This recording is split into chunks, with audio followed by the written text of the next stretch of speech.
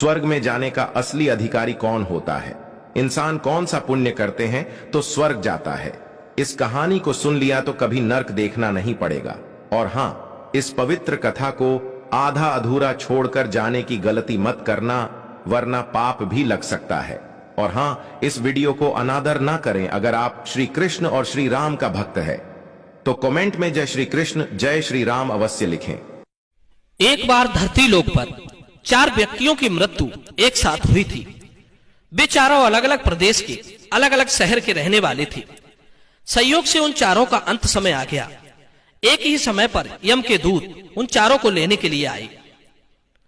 मरने वालों में एक तो किसी शहर का राजा था, एक बड़ा धनी व्यापारी था, तीसरा एक पूजा पाठ जप तप करने वाला पंडित था, और चौथा एक मजदूर था जो दिन भर मेहनत मजदूरी करके अपने परिवार का पालन पोषण करता था।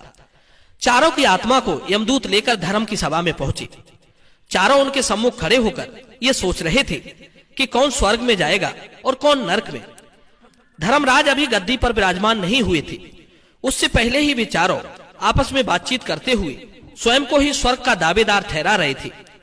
सबसे पहले राजा बोला कि देखो, मुझे तो धर्मराज पक्का ही स्वर्ग में भेजेंगे, क्योंकि मैं एक विश्वविख्यात राजा हूं।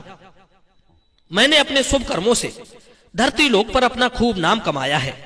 चारों तरफ लोग मेरे अच्छे कर्मों की चर्चा करते हैं। कभी कोई मेरे द्वार से खाली हाथ नहीं गया।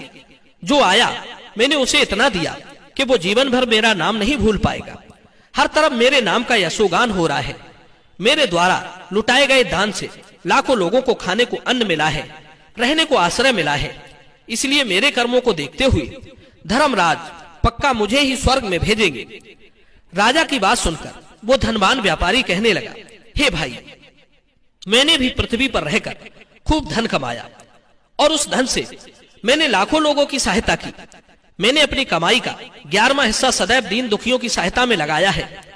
मेरे शुभ कर्म को देखते हुए धर्मराज मुझे ही स्वर्ग में भेजेंगे। ये बात मैं पहले से जानता हूं। व्यापारी की बात सुनते ही पंडित जी कहने लगे, अरे भाई, क्यों व्यर्थ की बातें करते हो? स्वर्ग में जाना कोई आसान काम नहीं है। स्वर्ग में जाने के लिए दान धर्म के साथ साथ जब तक पूजा पाठ भी करना पड़ता है। इसलिए स्वर्ग में प्रस्थान तो हम ही करेंगे, क्योंकि मैंने भगवान का खूब जब तक पूजा पाठ किया है। पूरा जीवन मेरा पूजा आराधना में बीता है। मेरे शुभ कर्मों के कारण मुझे ही धर्मराज स्वर्ग का दरवाजा खोलेंगे। यह बात मैं अच्छी तरह से जानता हूं। जब इस प्रकार तीनों ने अपनी अपनी बात कह दी, अपने अपने लिए स्वर्ग का दावेदार ठहरा दिया, अब सब उस चौथे व्यक्ति मजदूर की ओर देख रहे थे कि देखें ये क्या कहता है। क्या इसने भी कोई अच्छा काम किया है या नहीं, या फिर इसका पूरा जीवन मजदूरी करते हुए दूसरे के अधीन रहकर ही बीता है। मजदूर उन सबकी बातों को चुपचाप नीचे को नजरें झुकाए खड़ा खड़ा सुनता रहा, और वे तीनों बड़े गर्व के साथ अपनी अपनी प्रशंसा करते जा रहे थे। तभी धर्मराज अपने साथी चित्रगुप्त के साथ दरबार में हाजिर होते हैं। चित्रगुप्त के हाथों में एक मोटी सी किताब थी, जिसमें समस्त प्राणियों के कर्मों का लेखा जोखा लिखा था। धर्मराज अपने सिंहासन पर विराजमान होते हैं। उसके बाद चित्रगुप्त ने राजा को अपने पास बुलाया और उससे पूछने लगे कि तुम बताओ, तुम तो धरती पर बड़े ही प्रख्यात राजा थे। तुमने अपने जीवन में कौन कौन से शुभ कर्म किए हैं? कितने लोगों को दुख दिया है, कितने लोगों का भला किया है? मैं अपनी पुस्तक में देखकर ये फैसला करूंगा कि आप स्वर्ग में जाने के अधिकारी हैं या नहीं हैं। तब बड़े गर्व के साथ राजा अपने कर्मों को बताता है। हे भगवान, मैं एक बहुत बड़े राज्य का स्वामी था। मेरा राज्य बड़ा ही समृद्ध और खुशहाल था। मेरे राज्य में दीनहीन बहुत ही कम थे। सब मेरी छत्र छाया में बड़े आनंद के साथ जीवन यापन कर रहे थे। मैंने अपने राज्य के लोगों को किसी चीज की कमी नहीं होने दी। हर भूखे को भोजन मिलता था। लाखों की धन माया उन्हें रोज दान की जाती थी। प्रजा के लोग मुझसे बहुत खुश रहते थे। दिन रात वे मेरा यशोगान करते थे। यही मेरे जीवन के अच्छे कर्म है। राजा की बात सुनकर चित्रगुप्त ने अपनी पुस्तक में देखा और देखने के बाद राजा से कहा, तुम्हारा कथन सत्य है। सचमुच तुमने अपनी प्रजा को बहुत सुख दिया है, परंतु इसके साथ साथ तुमने अपराध भी बहुत किया है। तुमने अपनी राज्य की सीमा को बढ़ाने के लिए जितने युद्ध लड़े हैं, उन युद्धों में हजारों लाखों की संख्या में सैनिकों ने अपनी जान गंवाई है। उन सबकी मृत्यु का कारण सिर्फ तुम हो।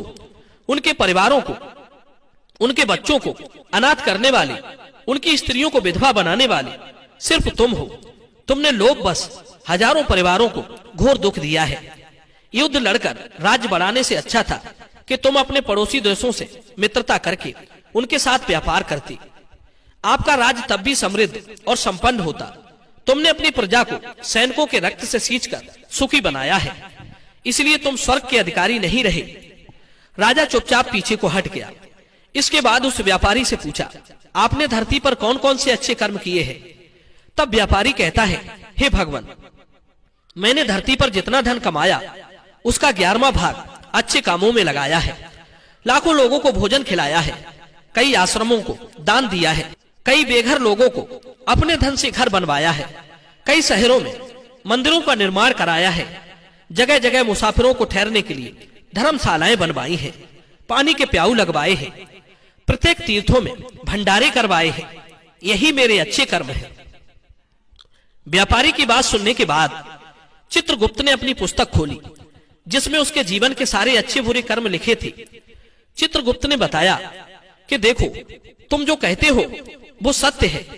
तुमने धरती पर खूब दान धर्म किया है, पर तुम्हारा पाप ये है कि तुमने धरती पर जो दान धर्म किया है वो तुमने उस पैसे से किया है जिसको कमाने के लिए तुमने बहुत झूठ बोला है, बहुत ठगी की है, कई चीजों में मिलावट करके बेचा है, नकली चीजों को असली के दामों में बेचा है, कितने व्यापारियों को रास्ते से हटाया है। तुम्हारे इन कर्मों से न जाने कितने लोग बीमार होकर मर गए, कितनों ने आत्महत्या कर ली, कितनों की मेहनत का पैसा तुम्हारे पास आ गया। उन सब लोगों की बद्दुआएं तुम्हारे साथ हैं। तुमने जो कुछ भी अच्छा काम किया है वो बुरे कर्म करके ही किया है, इसलिए तुम्हारे पास तुम्हारा कोई शुभ कर्म नहीं है। तुम स्वर्ग में जाने के अधिकारी नहीं हो। चित्रगुप्त की बात सुनकर व्यापारी भी उदास होकर पीछे हट गया। उसके बाद पंडित जी को बुलाया और पूछने लगे, तुमने अपने जीवन में कौन से अच्छे कर्म किए हैं? तब पंडित जी कहते हैं, हे भगवान, मेरा पुण्य ये है कि मैंने हजारों लोगों को ज्ञान दिया है, हजारों यज्ञों के अनुष्ठानों को संपन्न कराया है, हजारों के घरों में पूजा पाठ कराई है, दिन रात मैंने ईश्वर का जप किया है, हजारों कन्याओं का विवाह कराया है, लाखों पिंडदान श्राद्ध कर्म कराए हैं, अज्ञानियों को मार्ग सुझाया है। इससे ज्यादा शुभ कर्म और क्या हो सकते हैं? तब चित्रगुप्त अपनी पुस्तक में देखकर बताते हैं, हे पंडित जी महाराज, आपका कहना सर्वथा सत्य है। आपने वास्तव में हजारों लोगों को ज्ञान दिया है, लेकिन उस ज्ञान पर स्वयं कभी अमल नहीं किया। आपने सैकड़ों यज्ञ पूजा पाठ अनुष्ठान कराए, पर उनमें निस्वार्थ भाव से किया गया कोई कर्म नहीं था। इसलिए तुम स्वर्ग में जाने के अधिकारी नहीं हो। अब तो उदास होते हुए पंडित जी भी पीछे हट गए। अब बचा केवल मजदूर। मजदूर ये देखकर बड़ा हैरान था कि अब तक वो जिनको इतना महान समझ रहा था वे कोई भी स्वर्ग में जाने के अधिकारी नहीं रहे, तो मैं कैसे स्वर्ग में जा सकूंगा? मुझे तो स्वर्ग की कल्पना भी नहीं करनी चाहिए, क्योंकि मैं तो कभी पूजा पाठ, जब तप, यज्ञदान करने के लायक ही नहीं था। तो शुभ कर्म कहां से करता? मैं तो मेहनत मजदूरी करके सारे जीवन अपने परिवार को पालता रहा। शुभ कर्म कहां से करता? मजदूरी ये सब सोच ही रहा था। इतने में चित्रगुप्त ने उससे भी आवाज लगाई और उससे पूछा, हे मजदूर भाई, और उससे भी पूछा। तो मजदूर पहले ही कहने लगा, भगवान, मैंने धरती पर एक गरीब घर में जन्म लिया। यज्ञ दान हवन पूजा पाठ करने के मैं लायक नहीं था। मैं शुभ कर्म कहां से करता? मुझे तो अपने परिवार का भरण पोषण ही कर पाया। मैं जानता हूं भगवान कि मैं स्वर्ग जाने का अधिकारी नहीं हूं। मैंने धरती पर भी नरक भोगा है और यहां भी भोगूंगा, पर मेरी एक हार्दिक इच्छा है, मैं स्वर्ग में तो जा नहीं पाऊंगा। मैं एक बार स्वर्ग को अपनी आंखों से झांक कर देखना चाहता हूं। इससे अधिक मेरी कोई इच्छा नहीं है, क्योंकि मैंने ऐसा कोई काम नहीं किया जो कुछ देर के लिए ही स्वर्ग में पहुंच पाता। गरीबी में पला बड़ा, काम के बाद लोगों की सेवा के लिए मेरे पास समय नहीं रहता। बचा हुआ समय मैं अपने बूढ़े माँ बाप की सेवा में लगा देता था। उनके लिए औषधि पीसता था, उन्हें खिलाता पिलाता था, उनके वस्त्र बदलता था, उन्हें नहलाता धुलाता था। यही मेरी दिनचर्या थी। मुझे तो मंदिर जाने का भी समय नहीं मिल पाया। मजदूर की बात सुनकर चित्रगुप्त ने अपनी पुस्तक में देखकर पूछा, हे मानव, तुम ध्यान करके सोचकर बताओ, तुमने कभी तो कोई शुभ कर्म किया होगा। तब मजदूर अपने पूरे जीवन काल के घटनाक्रम को याद करता है। तब उसे याद आया कि एक बार उसे बहुत तेज भूख लगी थी। वो रोटी खाने के लिए बैठा ही था कि इतने में वहां एक बहुत ही कमजोर कुत्ता टहलता हुआ आ गया, जो ठीक से चल भी नहीं पाता था। वो आकर मेरे सामने बैठ गया और मेरी रोटी को गौर से देखने लगा। मैं समझ गया कि वो कुत्ता भूखा है। मेरे अंदर से आवाज आई कि एक भूखे बेजुबान जानवर को छोड़कर तू कैसे अकेला खा सकता है। वो भी मेरे पास आकर के बैठ गया। मैंने वो रोटी स्वयं ना खाकर उस कुत्ते को खिला दी। उस दिन मैंने पूरे दिन भूखे पेट रहकर ही काम किया था। मजदूर की बात सुनकर चित्रगुप्त मुस्कुराए और उसका हाथ पकड़ करके बड़े सम्मान के साथ उसे स्वर्ग में लेकर गए और बोले, वास्तव में आप ही स्वर्ग में रहने के अधिकारी हो। आपका वो त्याग और उस मूक पशु पर दया दिखाना ही सबसे बड़ा शुभ कर्म है।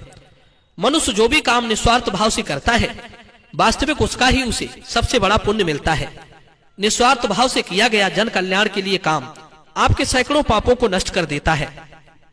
लोभ, लालच, मोह और स्वार्थ के वशीभूत होकर किया गया शुभ कर्म भी फलदायी नहीं होता। इसीलिए ध्यान रहे, जीवन में अच्छे कर्म अच्छी भावना के साथ करना चाहिए। ऐसा नहीं होना चाहिए कि आपने किसी से धन छीनकर या चुराकर कमा लिया और बाद में उसी धन को शुभ कर्मों में लगा दिया। वो धन आपको कभी नरक में जाने से नहीं बचा सकता। दोस्तों, मैं उम्मीद करता हूँ ये कहानी जरूर पसंद आई होगी। तो चलिए वीडियो को लाइक कीजिए और चैनल को सब्सक्राइब कीजिए। मिलते हैं आपसे अगली वीडियो में एक और चर्चा के साथ। आप सभी का बहुत बहुत धन्यवाद। जय श्री कृष्णा।